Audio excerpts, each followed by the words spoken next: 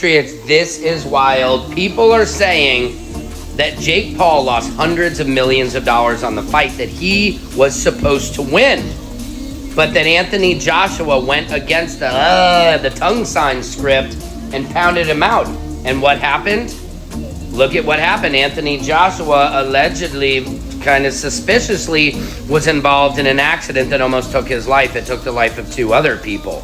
So a lot of people are questioning what is going on. Jake Paul's home was being raided by the FBI. News station helicopters got footage and pictures of Jake Paul's house being Oh, they taking his guns and stuff. So this gotta be something gun related? Like, damn. Well, that's a sticky situation right there. Photos show the FBI SWAT team seizing guns, several guns. According to the local ABC station, the weapons included a long gun that was next to the hot tub in the backyard. This search is part of an ongoing investigation, and no arrests have been made. Breaking news sent shockwaves across the internet and instantly turned the timeline upside down when reports surfaced that Jake Paul was allegedly on the move. The moment his name collided with Anthony Joshua's, the story detonated online, igniting a frenzy that felt less like sports news and more like a real-time crime documentary unfolding in public. Fans, critics, and content creators piled in at once, dissecting every detail, questioning what really happened behind closed doors, why the timing felt so dangerously explosive, and whether fame, money, and the tangled politics of boxing had finally combined to create a perfect storm. What transformed this from routine celebrity drama into something truly radioactive was the sudden introduction of law enforcement language into the conversation. Because the second federal agents and a celebrity mansion are mentioned in the same breath, logic disappears and imagination takes full control. In that moment, Jake Paul became the focal point of a narrative where speculation ran wild, theories multiplied by the hour, and his silence spoke louder than any statement he could have made. Perfect storm. What's going on? What's up, Floyd? I can have what I want. What you mean with the camera? Oh, you got camera too. So what you supposed to be? I'm just working, man. What happened? You're not tough anymore since your loss? What happened since your loss? Yo, we gonna bust him up, guys? I told you before, put that Yo, let's bust him up. Where you running, Jake? Where you going since your fight? Since you lost? What's up, Jake? Where you going? Thoughts on AJ and the families? Yeah, it's all prayers and blessings for Cena and Lots and Anthony, and I've kept them in my prayers, and it's such a tragic situation that we don't wish on anybody, and I'm sending love to all of them and keeping them in our prayers, and I think everybody else should do the same. And we have so much love, and things are so much bigger than boxing and living life, and we're just all blessed to be here, and we all have to be grateful for that, because you never know what's... Reports of an FBI search at Jake Paul's Calabasas property hit the internet with the force of a cinematic trailer, complete with images of aerial surveillance, tactical gear, sealed warrants, and absolutely no context to explain what was really happening.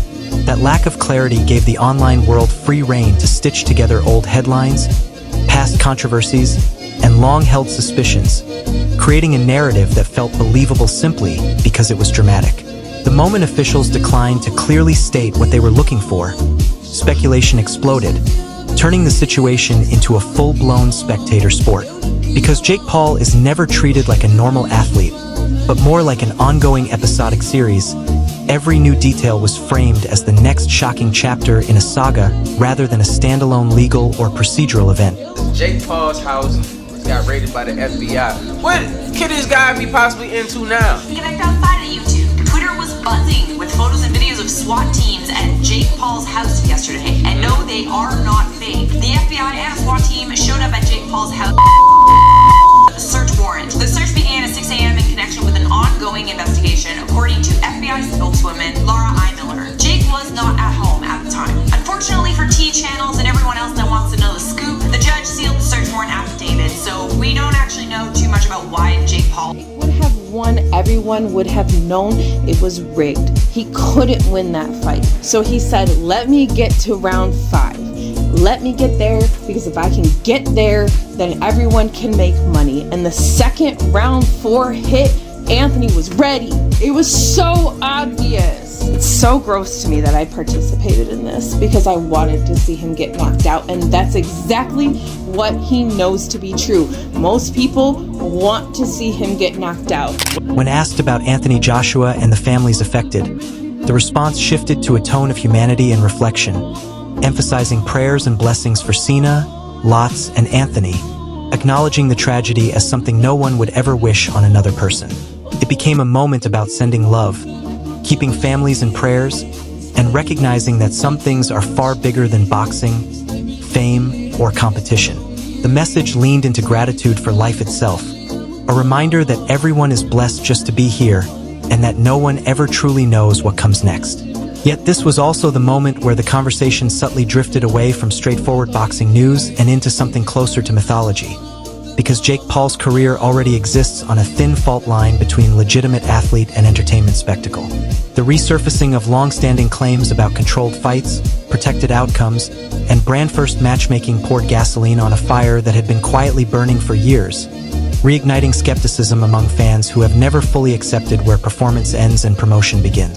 Hundreds of millions of dollars, people do not take it too kindly, and I can see the Vegas odds. If they were saying, look, he wins, he always wins, it's going to happen in the 6th round. But no, Anthony Joshua said, not on my clock. I'm going to break his jaw in 2. 2, Johnny. Make it 2, Utah. Make it 2. What do you guys think about this? I don't know. Is this conspiracy theory? Is there some truth to it? I don't know.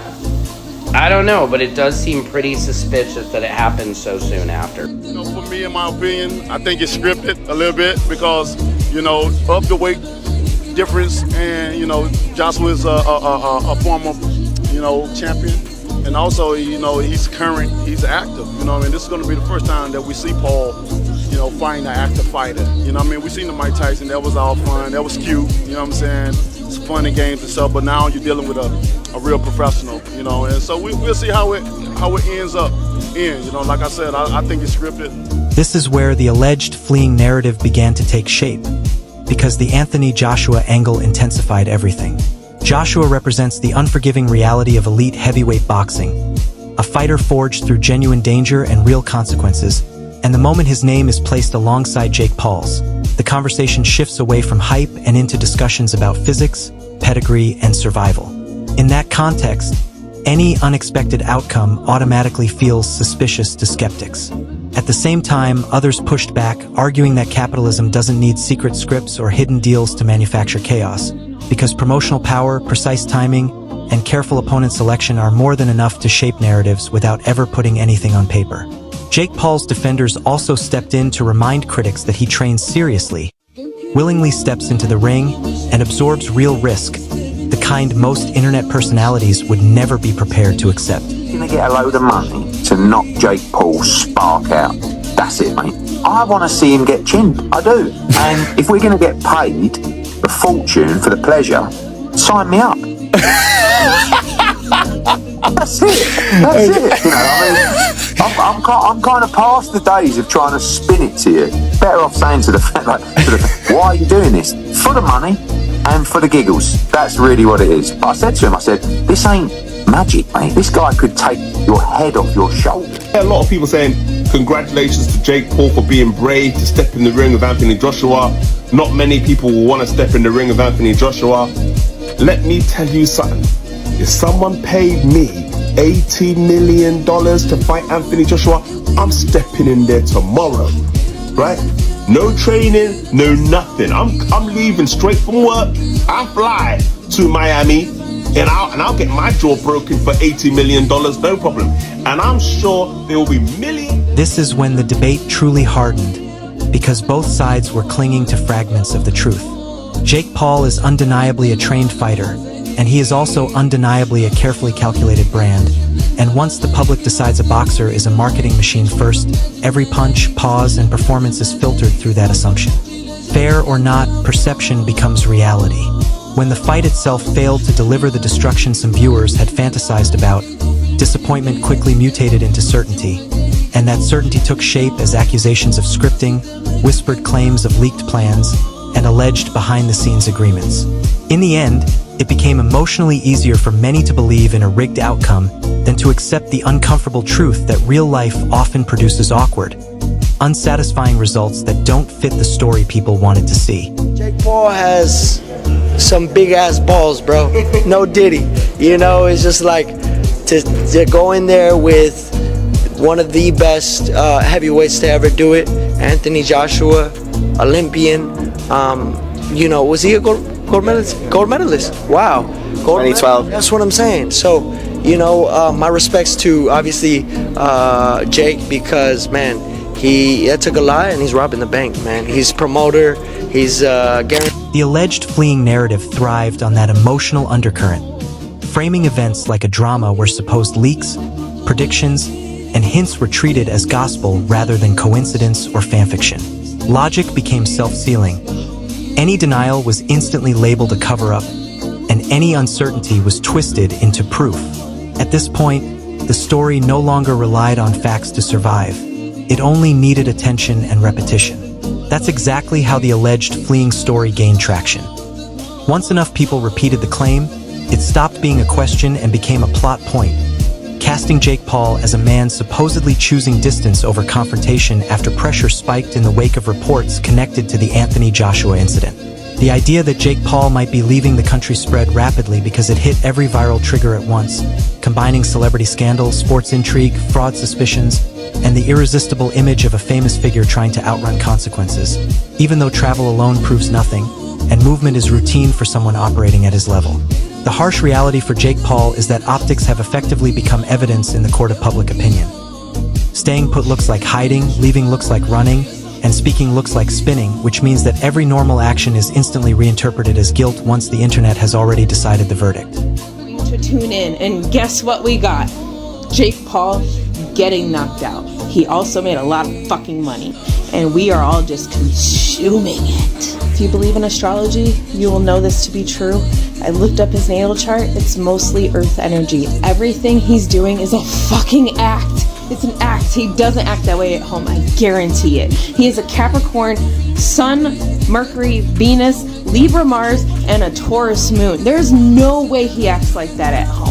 Fight-fixing accusations cast an even darker shadow over the saga because the moment sports betting enters the conversation, the stakes leap from idle gossip into potential legality, prompting promoters to push back fiercely, not only to defend Jake Paul, but to protect the credibility of an entire system that relies on fan trust. Competition still matters, but the story works so effectively because it blends verified reporting with rumor, daring the audience to distinguish fact from fiction, and in doing so, turns Jake Paul into a symbol of modern fame, where attention often replaces trust, spectacle outweighs patience, and every controversy feeds into a broader morality play about power, influence, and the cost of living under relentless scrutiny. The law enforcement angle amplifies this chaos even further, because once official institutions brush up against celebrity culture, every silence feels intentional, every delay seems suspicious, and routine procedures are reinterpreted as evidence of some massive hidden drama, even when no facts substantiate those assumptions yet. At its core, this saga reveals as much about the audience as it does about Jake Paul or Anthony Joshua. Fans are no longer simply watching fights, they are consuming narratives. Once a fighter becomes a story rather than just a competitor, every punch, every misstep, and every plane ticket transforms into part of a myth that refuses to slow down. From a human perspective, the Jake Paul situation reads less like a straightforward scandal and more like a mirror reflecting how modern combat sports are consumed, because figures like Jake Paul and Anthony Joshua exist now as symbols as much as athletes. When those symbols collide, fans stop asking what is objectively true and start asking what feels right to believe. Looking specifically at Anthony Joshua, it becomes clear why emotions run so high. He represents legitimacy forged through pain, losses, comebacks, and real danger, which makes people instinctively protective of him while simultaneously skeptical of anyone perceived to have entered the sport through fame rather than fire. Jake Paul, whether admired or criticized, has become a lightning rod for that resentment because his success forces uncomfortable questions about merit, access, and promotion. Instead of confronting those questions directly, many fans take the easier route of assuming manipulation, scripting, or hidden agreements, since those narratives preserve their belief in how boxing should work. Yet the truth is often more complex. Jake Paul can be a calculated brand, Anthony Joshua can be a genuine warrior, and the boxing business can remain ruthless and cynical without necessarily crossing into outright conspiracy. The problem is that nuance does not travel well online, where outrage spreads faster than subtlety and rewards the loudest interpretations over the most accurate ones.